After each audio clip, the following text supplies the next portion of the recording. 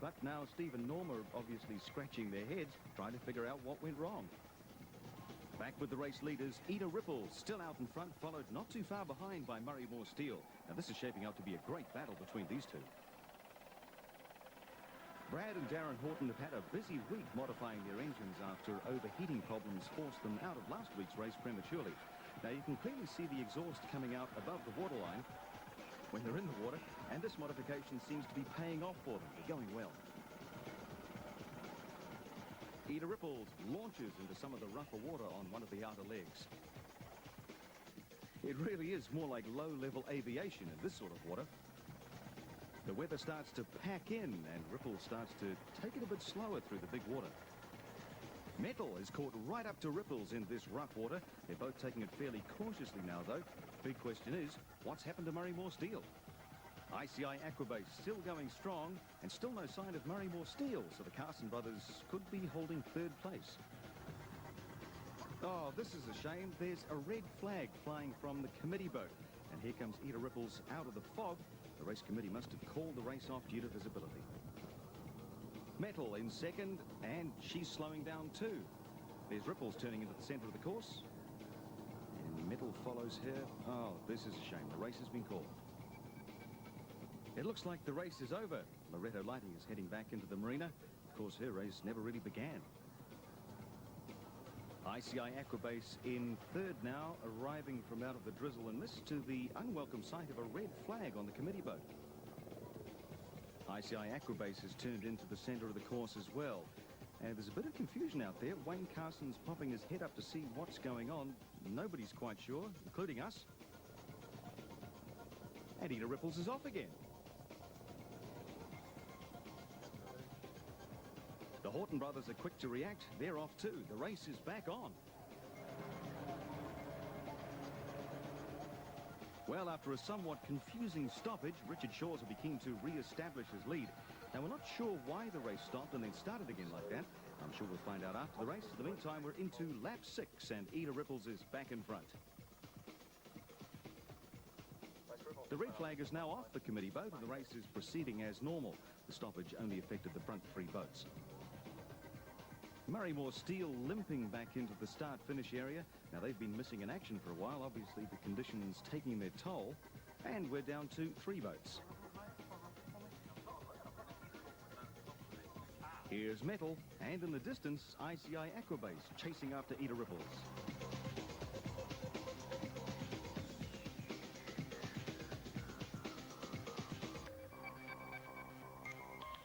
We have a new leader. ICI Aquabase has come from behind into first position. Now, we've also just heard that the earlier stoppage was to inform the drivers that due to the conditions, the race has been shortened by 1 lap. So it's only 2 to go now for ICI Aquabase. Ripples in second.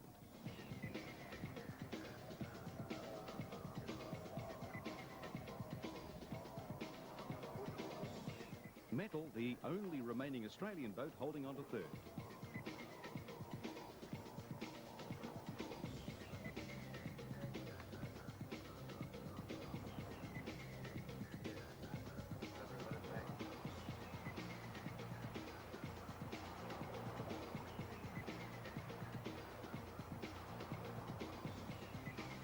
The weather's really packed it in, but ICI Aquabase is still in front with 1 lap to go.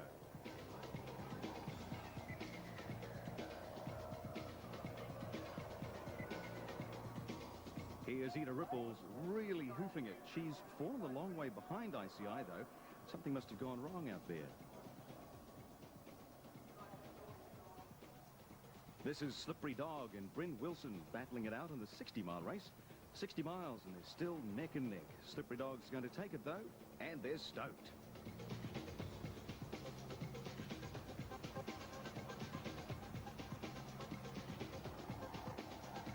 Bryn Wilson boats through for second. Ripov struggling through the big swell. Into the final lap.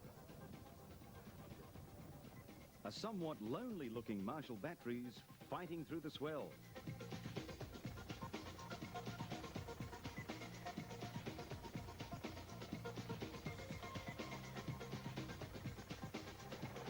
Ripples still alive and still second. ICI Aquabase into the final straight. No sign of metal, though. It looks as though there are only 2 boats left in this race. And this is the one that's going to win it, Tony and Wayne Carson in ICI Aquabase.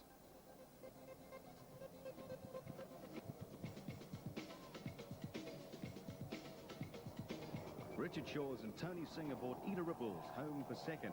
They held the lead for much of the race, but the conditions seemed to get the better of them in the last few laps. I'm sure they're probably just glad to be back in one piece. Wayne Carson's obviously delighted with the win, and fair enough too. There's been no sign of metal for 2 laps now, but they've just made radio contact with race officials. Apparently they're lost in the fog, and the only thing they can see is the Sky Tower, so they could be anywhere. But at least they're still afloat, though.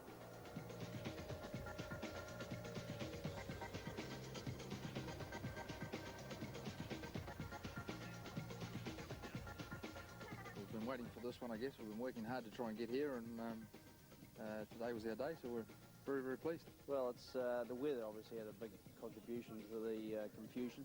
It's very difficult both from spectators and drivers to see which boats are going where when you've got so much mist and rain, and very difficult for the drivers to navigate. So I think that's where a lot of them have gone wrong. I've only heard provisionally the winner, but who knows, it could be a bit different. Certainly, but 2 boats went out together, and then one boat came back a lot earlier than the other, which shouldn't have happened. So.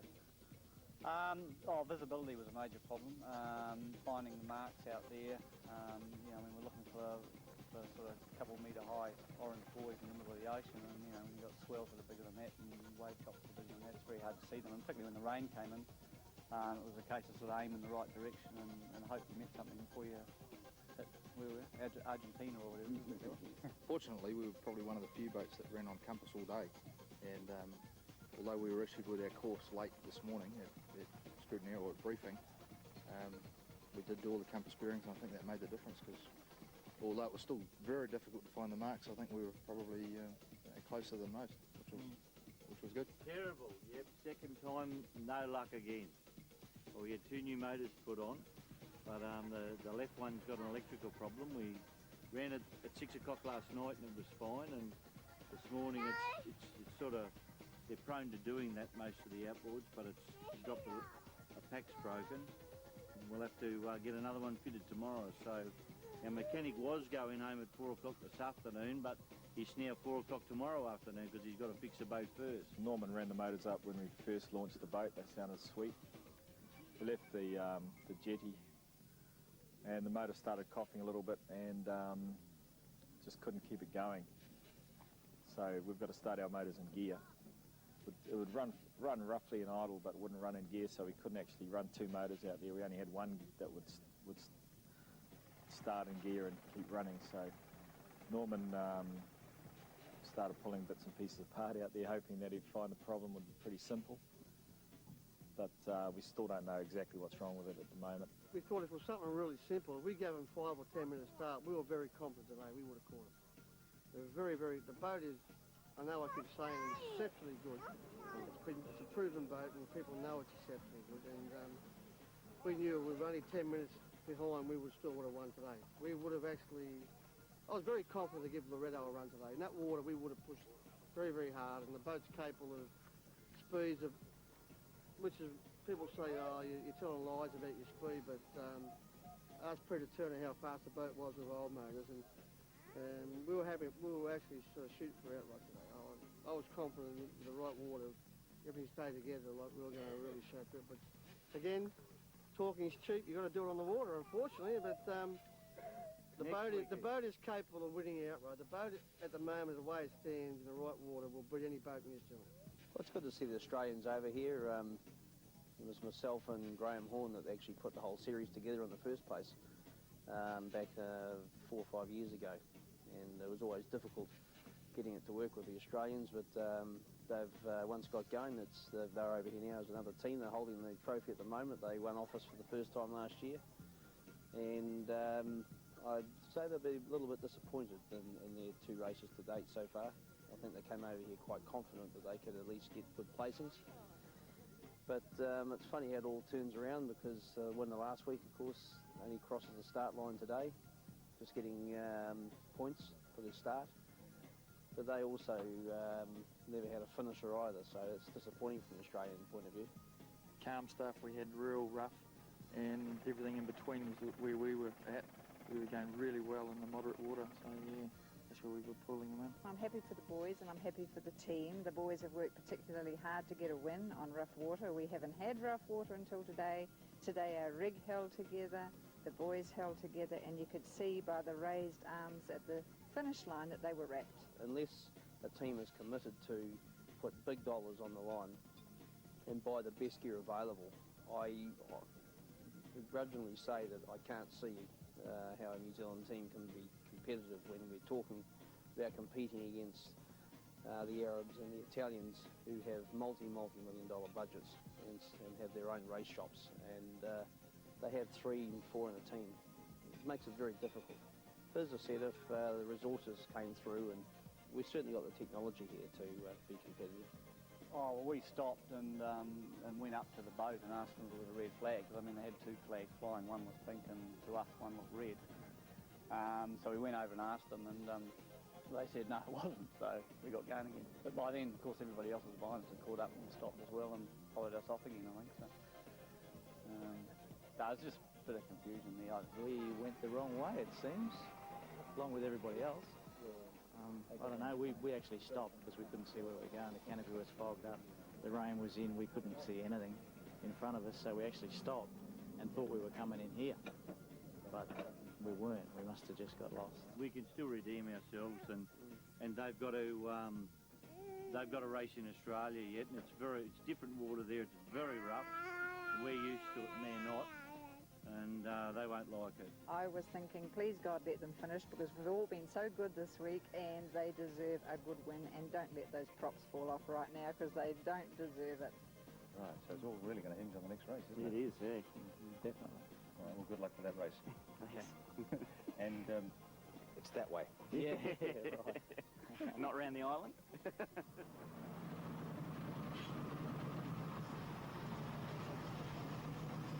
Results from race 2, it turned into something of a battle of attrition out there, with 4 boats pulling out. Now, ICI Aquabase lasted the distance, though, and Tony Dwayne Carson picked up 90 points. Richard Shaw's and Tony Singh took 2nd place and 75 points. The other 4, including Coastliner, all received 30 points for making the start. So, after 2 races, the new series leader is ICI Autocolour Aquabase with a total of 145 points. The other 2 Kiwi boats fill out the top 3. Murray-Moore Steel is the top Australian boat with 105 points, with Coastliner Express and Metal both yet to register a finish. Now, this translates to a big lead for the Kiwis in the team standings. The Aussies will certainly be looking to redeem themselves at Thames next week. So join us then for more action-packed offshore powerboat racing.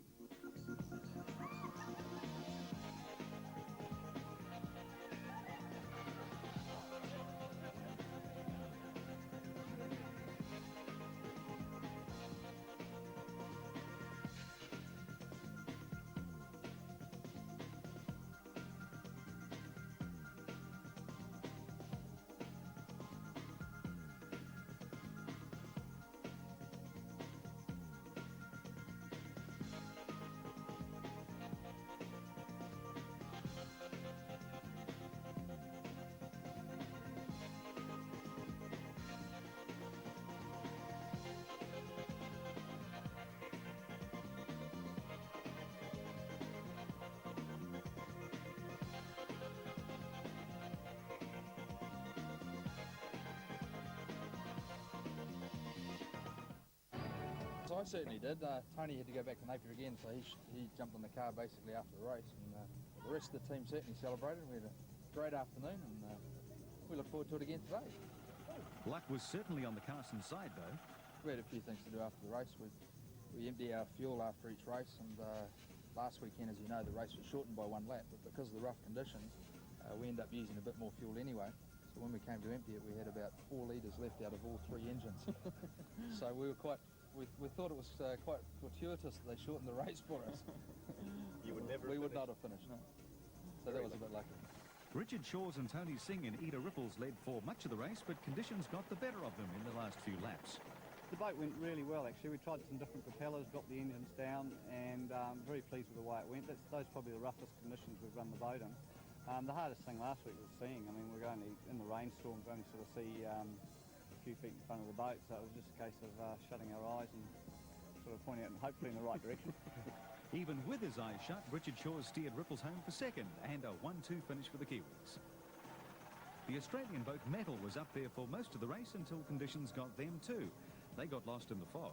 We'll be able to see all the boys this week. Yeah, if it doesn't rain, we'll be all right. Murray Moore Steele limped out of contention halfway through the race. Well, the main problem was we started taking water. We lost the deflection pod on the centre motor. We stopped, pumped water out, and we actually thought we had a split in the hull. So anyway, we got all the water out and we thought we'll continue on just at a slower pace. And we just kept taking more and more water, and after putting the boat on the trailer and retiring, we worked out we'd blown a hose off the water pickup. So had we kept going, we probably would have ended up finishing the race on the bottom. The winner of race 1, Loretto Lighting, blew a couple of head gaskets before crossing the start line and had plenty of work to do to make it to Thames. Yeah, we had 3 big nights this week, Dave, and the boat's ready to go. Paul Gibbs and Gary Rowe had done a lot of work repairing Coastliner Express after the first race and were confident going into last week. Unfortunately for them, last-minute engine failure meant the race had to start without them.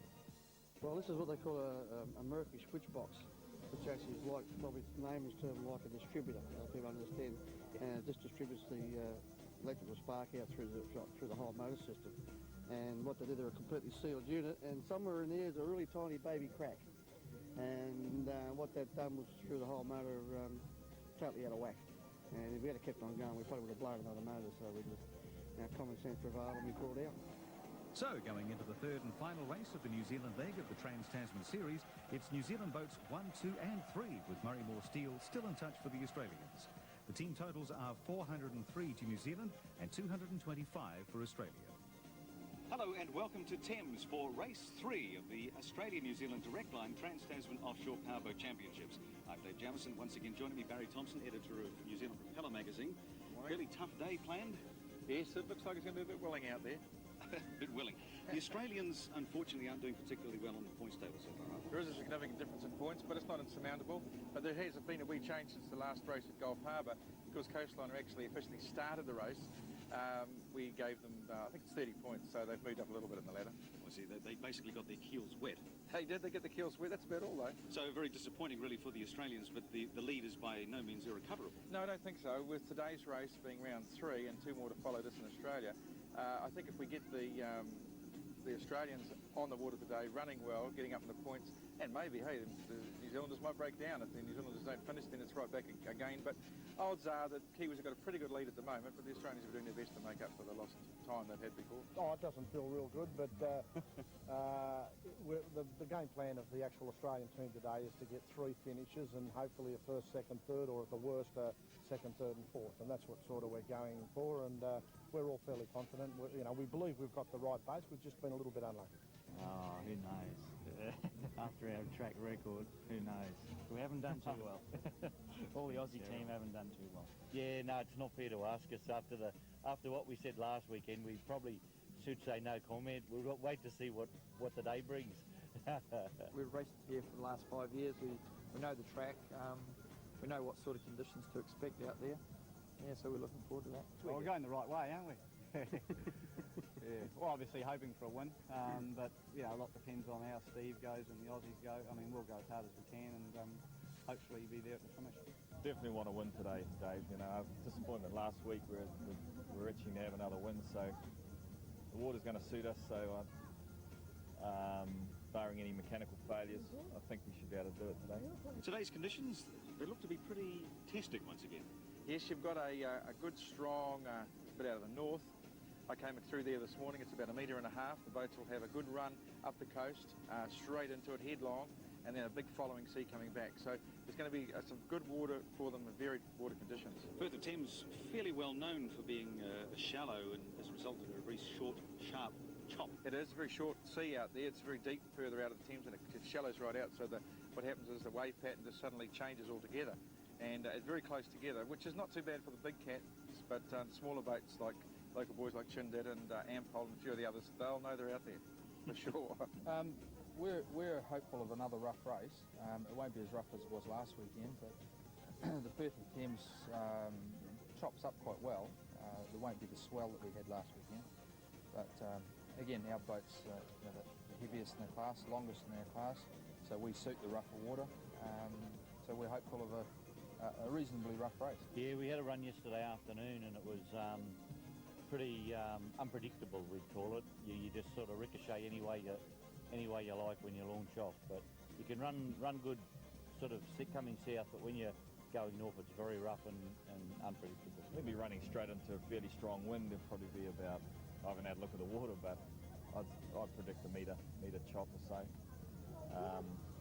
Which our boat really likes, so it should suit us. Depends how far the metres chop is spread apart, really. If we can get on top of them, it shouldn't really affect our speed too much. Obviously we like it nice and flat. We don't like a half metre to a metre swell and running side onto us, because the boat tends to go like that. Running against it or with it, we can run flat out, but running side onto it, you've got to watch what you're doing. I think it'll be quite a short, sharp chop, which hopefully if we can get up on top of it, we'll run all right. You know, the wind at the moment looks like it's sort of northerly, and it's meant to swing around to the southwest, which will be side on. So it should be quite quick, but it's very shallow out there, and you do get to the odd hole, so we have to drive, you know, reasonably carefully on. This boat loves that sort of stuff. It's designed for that, and it's actually quite comfortable. We'll take out some sandwiches in the New Zealand Herald and we'll be all right. You're tired. When you come out, you're tired. Yeah, from just sitting there and physically turning the wheel and throttling at it, you just come out and you just feel like you've just been pummeled to death. Let's talk about the course itself today. 5 laps. 5 laps. It's a good course this year. They've changed it a bit. They run as a mark A on the map, right in close to the town. So there's going to be some excellent viewing for the public here. Up the coast at I think it's called Timata, and again up and down the coast. So a lot of viewing points. And yet, even though it's close to shore, it's still very good water conditions and varied water conditions for the competitors. Right, so essentially they'll be travelling quite slowly upwind into the chop and absolutely flat out coming back downwind. Yeah, they'll probably do, slowly wouldn't be quite the word, they'll still be doing some pretty good speeds going into it. But with the following sea, they'll be really flying, so it's going to be interesting. And you'll see the difference in the hull designs and which boats perform better in which water. There's just one crew change for today's race, with Richard Keynes coming in for Tony Singh aboard Ida Ripples. Tactical change, just like a tyre change in car racing. Richard's done a lot of work on the boat and helped keep the engines going this year, and we're sort of trying to get a bit of a balanced approach to the team. And but always at the start of the year was a case of swapping around between Richard and Tony. So, no, I actually normally race in another boat, so he's not racing this weekend, so I just swap around with Tony when it suits him. Done a race in Napier earlier this year, and I enjoy riding. It's good fun, yeah. They're a hardy bunch, these offshore powerboat races. It's just gone 10 in the morning, and they're all at the pub. The Junction Hotel, to be precise, for the race briefing. Talking about charts and that's the course up the coast. And what I've done for my friends in metals here, that is a continuation of the coast. It takes a fair bit of nifty manoeuvring to get the big boats into the water, as the Ida Ripples team found out. That's a close squeeze.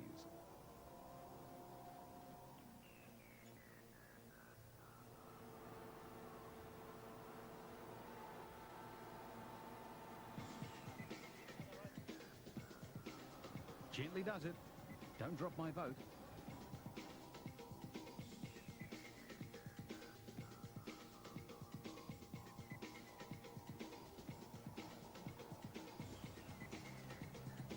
Race 3 is underway. 5 laps over the muddy water of the Firth of Thames. Loretto Lighting charging out into an early lead. In breaking news, Metal has missed the start due to some sort of fuel problem. Last week Coastliner, this week Metal. They're not having any luck. Murray Moore Steel chasing Loretto. Should be another good battle between these two boats. We've just heard that the race committee has given the Australians one of the local boats, Bandit, to run in place of Metal. Now, Bandit is a Class 3 4-litre boat, so it's got a slight power disadvantage, but at least they've got a full complement of boats out on the water. ICI Aquabase back in 6th position. Murray Moore Steels misread the line around Mark B. It's the only mark on the course that the boats have to go inside, and they nearly missed it. Loretto Lighting out in front, and at the moment it's Murray Moore Steel in second, Coastliner Express third, Eda Ripples fourth, Bandit filling in for Metal is doing well in fifth, and ICI Autocolour Aquabase sixth. Those inboard V8s look to be running sweetly today.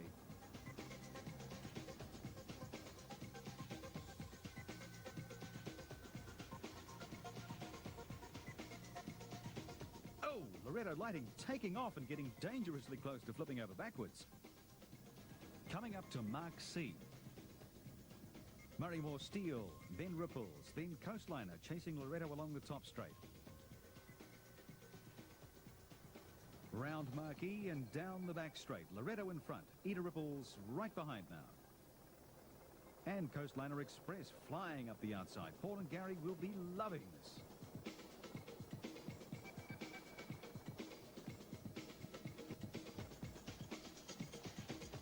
This swell certainly makes for some spectacular racing. A good crowd has lined the coast all the way up to check out the action. And there's plenty of that. Loretto round F and back in toward the coast. Loretto rounding Mark A and into lap 2. 40-odd seconds back to Coastliner. Ripples, third round Mark A. Gary and Paul holding onto their seats and second place. Tin Soldier. And hot on their heels, local boys Chinden. ICI Aquabase just into lap 2. They're a fair way off the pace. Eda Ripples is caught right up to Coastliner, running north into the chop. Murray Moore Steel back in fourth. They look to be wallowing a bit in these conditions. And here comes Bandit. The Class 3 4-litre boat is hooning right up the inside to take fourth. Coastliner gets a bit of vertical action. They're running head-to-head. The big splashdown seems to slow Ripples more, though. Bandit, the last-minute ring-in for the Trans-Tasman race, going all out and holding forth. Murray Moore Steel making slow going of it. The boat doesn't seem to be too well suited to these conditions at all. Ooh, Eda Ripples with some serious airtime and a hairy-looking landing. They're going hard. Coastliner shoots past, though. Back with the race leader, Loretto Lighting, heading down the back straight on lap 2. This is the longest leg of the race. Murray Moore Steel going through something of a boat wash. Steve Tom and Norm Wilton round A and into lap 3. Here's something odd. A labouring Murray Moore Steel appears to be second to Loretto. Now, that can't be right, not at the speed she's doing. Now, Ripples is repassing the Aussies. Something's definitely not right out there. Murray Moore must have missed the top mark in the heavy conditions. Coastliner's passed Murray Moore as well. They look to be just ahead of Ripples with a better line to the mark. Round they go and into lap 3.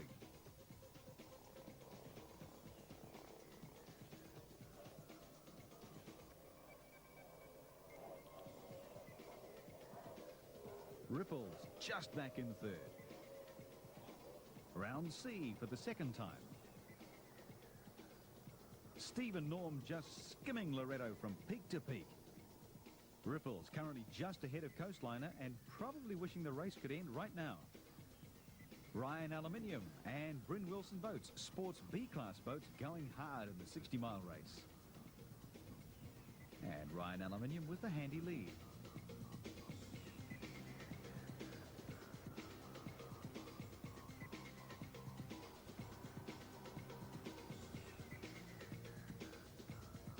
Slippery Dog, a sports B-class boat, apparently third in the 60-mile race and loving it out there. Oh no, Ripples in trouble. Richard Kane's out on the deck and it looks like he's trying to jump-start it, which makes more sense than trying to push-start it, I suppose. Loretto's passed Mark F, but instead of turning hard left towards us and Mark A, she's heading further south.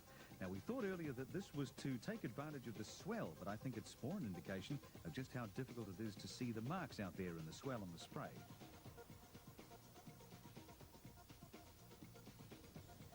It looks like she's back on track now, though.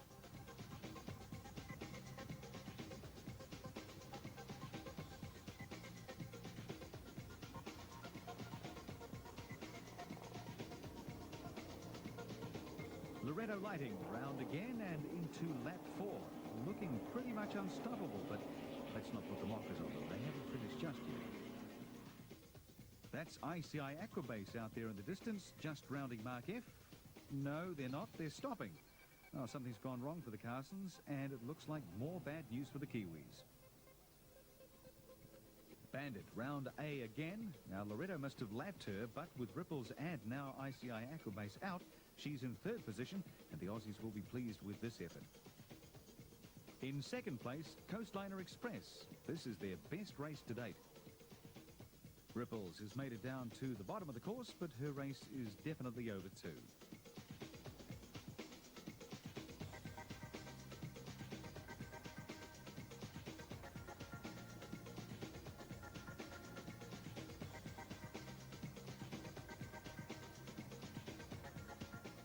Loretto Lighting down the back straight for the second to last time and straight past Murray Moore Steele, putting her a lap behind. Into the final lap. Murray Moore is well off the pace, having just been lapped by Loretto Lighting, but it's part of a much improved team performance by the Australians. It looks as though all 3 boats racing for them will finish. In the high-tech world of motorsport, there's still a time-honoured way of communicating with your driver. Oi, mate, it's that way. Final lap for the Coastliner boys. They're in line for their first finish. It's been a good race for them. The Kiwi connection to Australia, Bandit, in third with 1 lap remaining.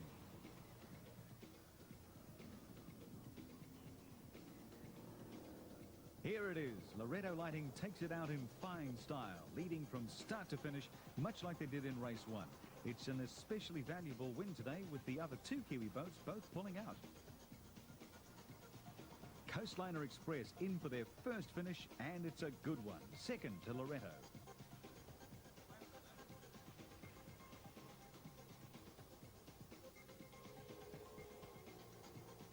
Here's Murray Moore Steele coming in with her hatch open. It looks like they've got it up so they can see where they're going. They're a lap down on the other Trans-Tasman boats, but this is a Grand Prix finish, so the race is over for them too. Official results for race 3. Loretto Lighting won convincingly for 90 points, her second win of the series. Coastliner Express notched up her first finish and collected 75 points for second. The Kiwi boat Bandit, roped in at the last minute to replace Metal, had an exceptional race, finishing third and claiming 63 valuable points for the Australian team. Murray Moore Steele missed the top buoy on lap 2, and so along with ICI Aquabase and Eta Ripples, officially did not finish. So after 3 races, Loretto Lighting is the series leader with 210 points. ICI Aquabase holds on to second. Coastliner Express's strong race today promotes them to fourth, equal with their compatriots Murray Moore Steele. Bandit's effort today keeps Metal in the picture, but only just. The New Zealand team will take 553 points across the ditch in August, but for the Australians on 393, even the home water advantage may not be enough to stop the Kiwis lifting the Trans-Tasman Trophy. Well, a very exciting day's racing and, in fact, an exciting series. Harry, that's it for the New Zealand leg. That's it. It finished on a high note. It was a pretty awesome day out there today. As far as offshore power racing is concerned, that was a rough day. It was indeed. We saw quite a bit of damage to some of the boats, particularly Loretto Lighting. Loretto Lighting, I mean, Loretto Lighting led from the start and it was really never really headed. But we saw when they came in, they had a lot of damage. They a lot of tail standing and he split the hull right around. And it's actually broken its back at this point. It's broken about 5 frames from here all the way through. So it's quite a major little bit of damage. But nothing can be fixed, obviously. But we feel really good, you know. It was really hard out there today, and we're just really pleased that we finished first and got the boat home in one piece. Just about didn't, but we got it back to shore, which is good. Well, we've actually been spruiking over the last couple of races on how good the boat is. And I'm just pleased we can really show people how good the boat really goes, you know. And New Zealand's done well again. I thought Port Phillip Bay was the worst water in the world to race in, for wind. But you have equalled it, I think. I think it's a tie. There's not much in it, and same thing, short and nasty. But no, the boat proved itself, and all the work that Paul and the other crew's done, like over the week that I was away, it really pays off. It makes it all worthwhile, you know. Well, you better ask Richard, actually, the mechanic. But it sounds like an ECU, which I don't know what's that do. Richard, regulate the fuel. Yeah, it's a fuel management computer. It's let go on us and caused us a large problem, unfortunately. We got a small crack up the front of the boat, that every time we hit a wave, it was pumping water into the front of the boat. And the further we kept going, the more full the boat was with water. Because you couldn't pump it out. Couldn't pump it out. We didn't realise. We realised it was getting quite full because it starts coming up your leg. Yeah, then it actually got to the stage where it was so full that we actually nosedived the boat and filled it up even more. And that was probably the end of our race. In our sport, we call it a greenie, and it was one of the longest greenies we've experienced, I think. What's a greenie? Just nosedives, everything turns green. You're underwater. The water's over the top of the cockpits. In fact, we were sitting there, well, I don't know, Tony, but I had time to look up at my canopy and think, now, which wire am I going to pull to get out of here? And at the same time, look down the gauges, and all the engines were covered in water, so the gauges were going crazy. So it's just part of the excitement that happens. But the scariest bit was that we came out of that, and we had one engine which wasn't running because it got flushed with water, and checked down the back, and we were very full of water. And at that point, we weren't really sure that we even, we thought we maybe even hold the boat. So we had a bit of panic set in for a while, and we decided just to head straight back at the ramp. We've got 2 tanks down inside the hulls, and both of them we got ruptured last weekend, and we didn't know until today when we filled them, and they just ran out everywhere. So we couldn't repair them. So it was no use. It was absolutely dangerous if we actually ran it. So we just left it. We've got electric fuel pumps in there, bilge pumps, and any sort of spark in there would have ignited it, and it would have just exploded. So sitting in the cockpit, could you smell fumes? Oh, yeah, definitely, yeah.